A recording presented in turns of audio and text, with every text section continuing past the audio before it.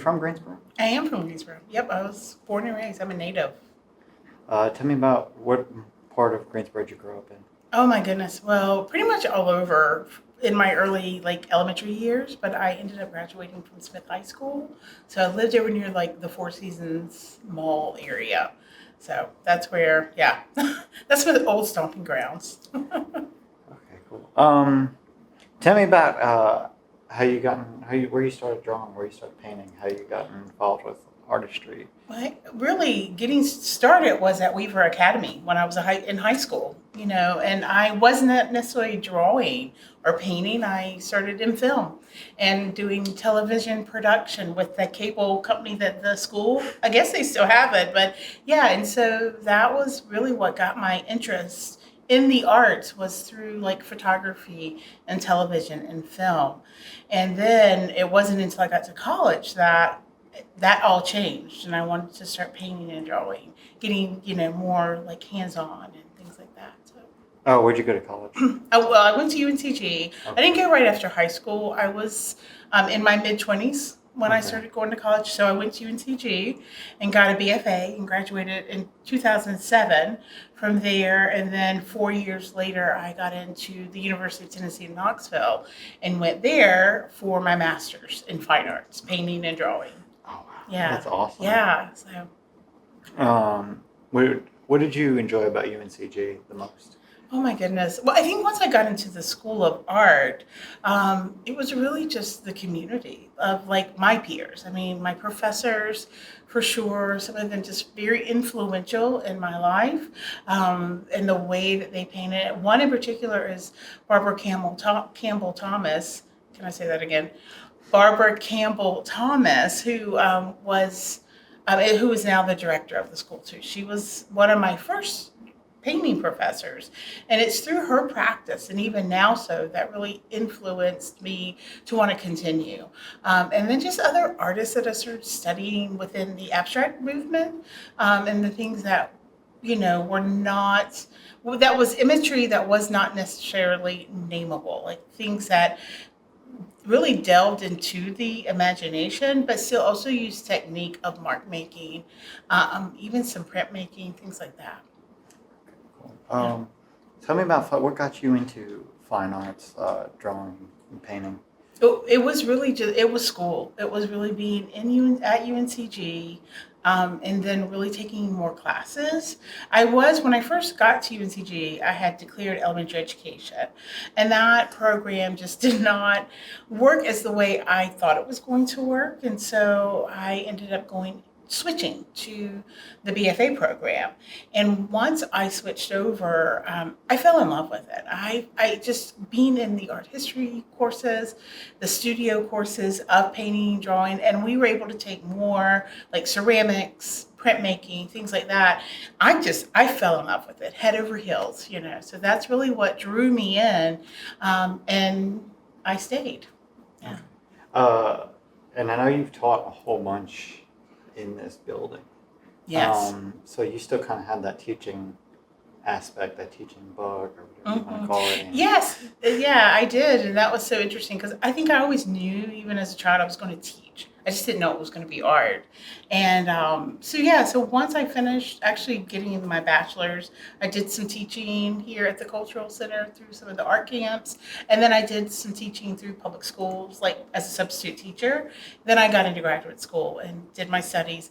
And once I came back to Greensboro, I just knew I wanted to continue teaching. And I went back to the public schools, and that just was not the avenue I knew I needed to stay in. So I did teaching at some camps, and I've done some workshops. And then I was hired on at UNCG as a lecturer in drawing and design 3 years ago now. So it's great to be back at my alma mater. I didn't think I would ever be back, but I love it. I love UNCG. I mean, it's a part of my home, and just growing up here. Okay. Yeah. Tell me about being here. How'd you find out about this place, this space? Oh, the grow space. I think it's just through all of well, first it started with the mural project that I did do with Creative Greensboro in 2023. And then just, I think, working here through the other organizations. It was just, you would hear that and then getting emails about the residency. And then I was interested. I applied a couple years ago to the residency and was not accepted then. So I just kept going, in my practice and my work. And then I applied again for this year and feel very fortunate that I got in. Yeah. Okay, cool. Tell me about what you're accomplishing with this space. Well, thankfully it's a very large space, so it's where I can really spread out. But my proposal for the residency was really thinking about a different sense of way a creative action can happen. I've painted and drawn for 20 years now, and a lot of others who don't consider themselves creative. I've heard so many people say, I don't have a creative bone in my body. I can't draw a stick figure. And they're really discrediting themselves to be any kind of creative. But almost all of us listen to some kind of music or sound.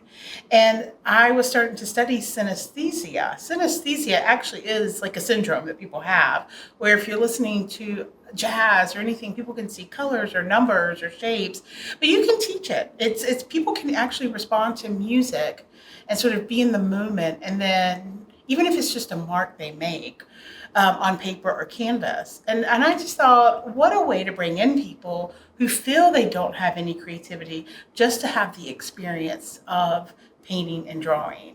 And that does not mean we're going to be painting landscapes, but it really is the experience of dealing with two different senses, the mind of listening and then also then seeing, and what comes through actually even touch, because you're touching a pencil or a paintbrush or something. So it's using different senses, and that is what synesthesia is. It's the combination of different senses to create artwork.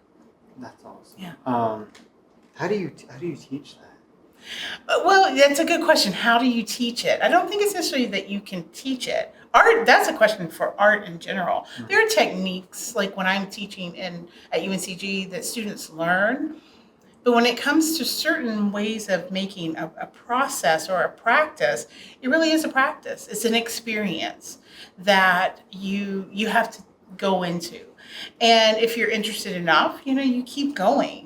Some people just want to do it as a hobby or just for fun. I mean, there's now art therapy for people who just need that sort of, way of expressing themselves through therapy. So it's not necessarily teaching. I mean, I think there is a level of teaching if you're interested in learning more of how to build a composition of 2D composition or even a 3D composition. But I think on a whole, it really is the experience of just being creative. Okay, cool. And is this some of your... Yes, most of this is mine. I do have Karen Archia so generously loaned me. That's one of hers at the top, because her and I have very much the same abstract language. And that's something, if you are creative and you're doing different works, you learn what your language is, and it comes out in different ways. And so I've seen Karen's work over the last few years, and this is her work over here on this wall that's also creating, this is going to be my community wall. So I just decided to hang up some of her work too, along with like a lot of my work. So this goes back starting from like getting from at UNCG to then getting into graduate school and the things that I've done since. Okay. Yeah. Before we get into that, can you tell me about some of the events that you have coming up? Yes. So tonight, which is June 10th, I have an open studios. Every Wednesday will be open studios, primarily 4 to 7. The last date, which I think is June 24th, that one will be 2 to 5. And that's where others and everyone can come in, the public can come in and just experience the listening to music, making a sound, and then responding to it either through drawing or painting. And then I have not open studio, but guided workshops or creative workshops on Saturdays. And those deal with drawing and painting. Some deal with different types of music, whether it's a soundscape or a sound wave or jazz. The last one will be sort of a party with live music. So I'm looking into who to bring in for that. But people can come and just have fun and listen to music and have some snacks. And yeah. What do you want people to get out of this when they come here for a workshop? I think, well, really, it's just, especially those who've never been to the Cultural Center, I think it's for people to want to walk in the doors of the Cultural Center to see what's here also. Because I've been a part of the Cultural Center for years, for 2 decades now. And so it's like a second home to me as well.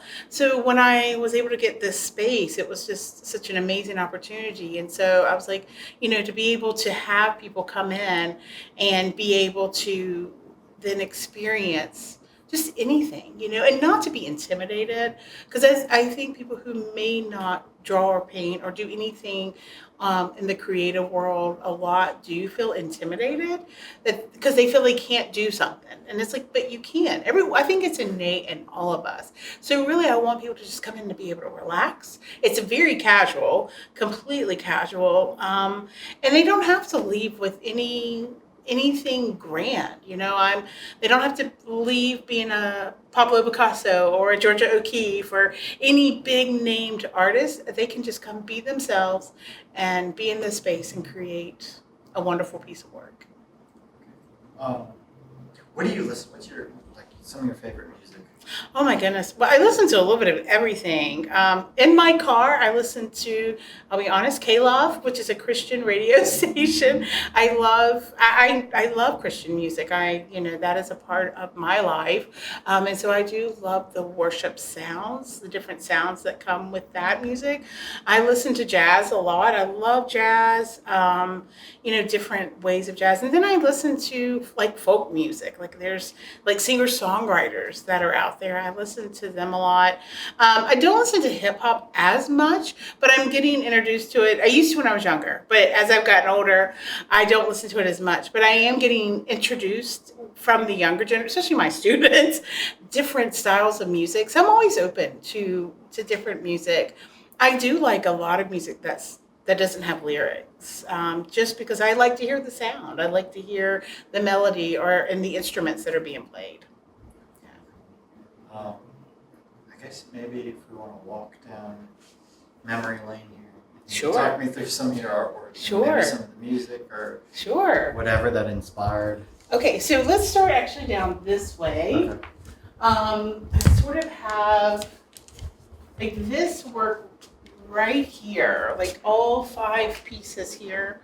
Actually, sorry, not that one, 4 pieces. This is what actually got me into graduate school. I started looking sort of like through this bubbled glass that was looking to the outside of a tree or landscape, actually. And that glass started morphing all of these shapes. And I started really getting interested in how these shapes and colors looked together. And that's what started sort of this abstract mark, or even just an abstract way of making an object from a landscape that was being distorted through a glass. And so I did a whole bunch of I did probably 30 of these, which I don't have a lot of them now. And that's what got me into graduate school.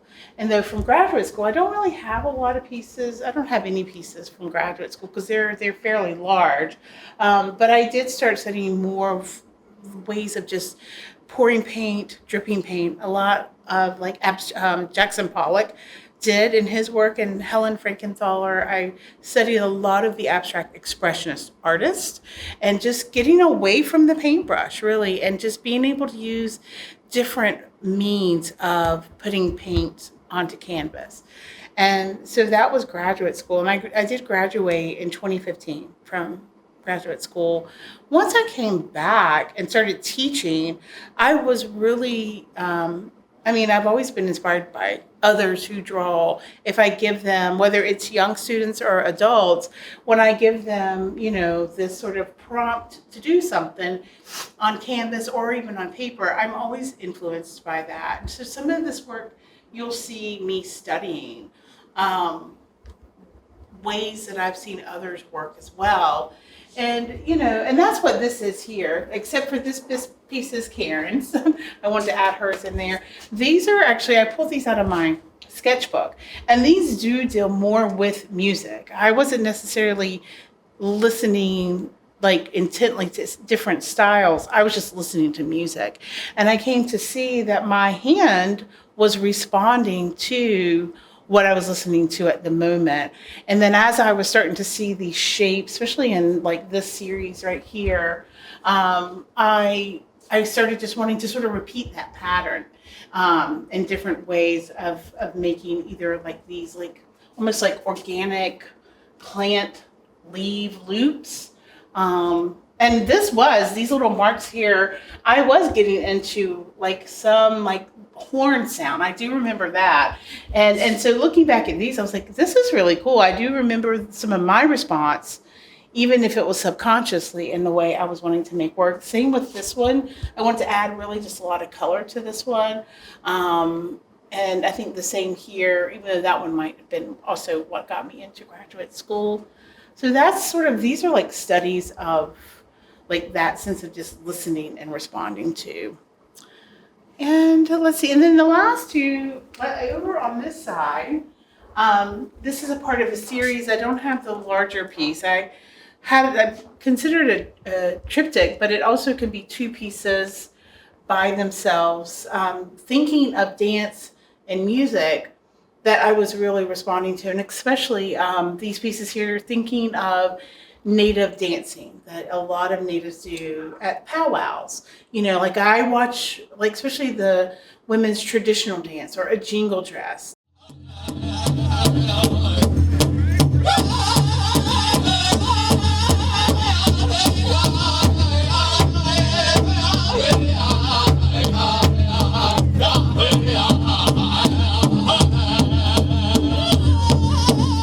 Dancer, and the way that whether they're moving the shawl in their dance or the jingles are moving in beat with the drum. This is really sort of where these two pieces came from. And then this one here, it's really different. And this is probably almost the last one I've done. It is graphite on canvas. And this is more of a laborious, labor-intensive piece. But I loved this one probably the most. And I think it's just because it made me just stop and concentrate on a design that I was looking at and thinking about. But it does tie into movement and dance. But I wanted to sort of slow it down in my mind and even on canvas to make this piece. And this is all graphite and maybe some marker, some black marker there. So that's 2025.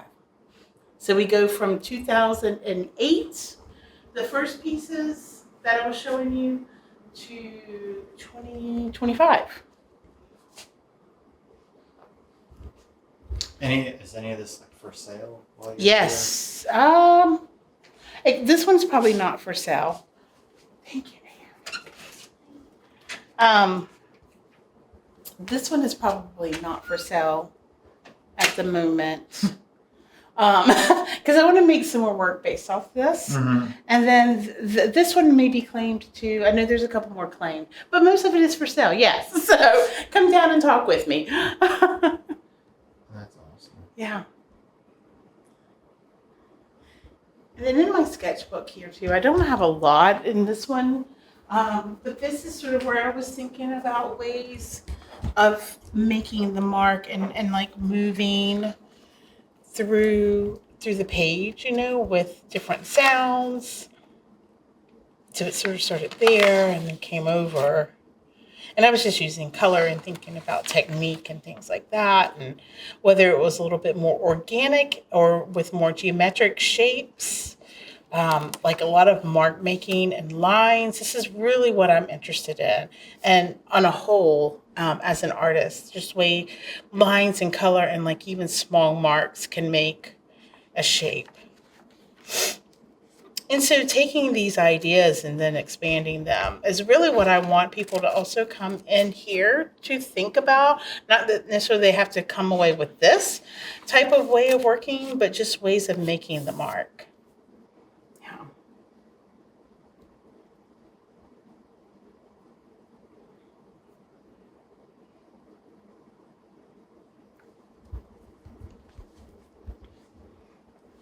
this is Georgia O'Keeffe. Okay.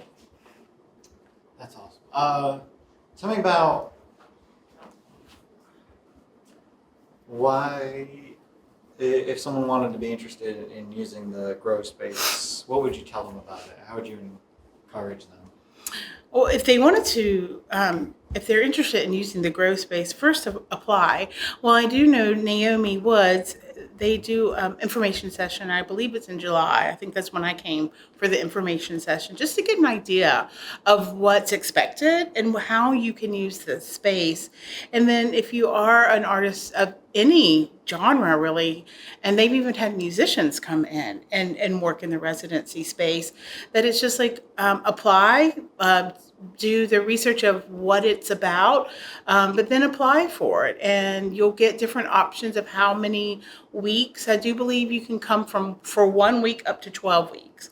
But it's a great space if you need that space for one. I know that's really what I need it for, is just to be able to come in away from your home or wherever it is, to just be able to just really engulf yourself in your own work. This is a great space to be able to do that. Yes, I can tell that. That's really nice. I love what she's doing. Yeah, so please come down, check out Creative Greensboro's website, Facebook and Instagram. They have put the information there, and also you can find me on Instagram at Tamra Hunt 01, and that's TamraHunt 01. And I've put the information there as well for the open studios, which are every Wednesday, and then different workshops, either painting or drawing with hearing music and different sounds of music on Saturdays. So come join me. I'd love to see you.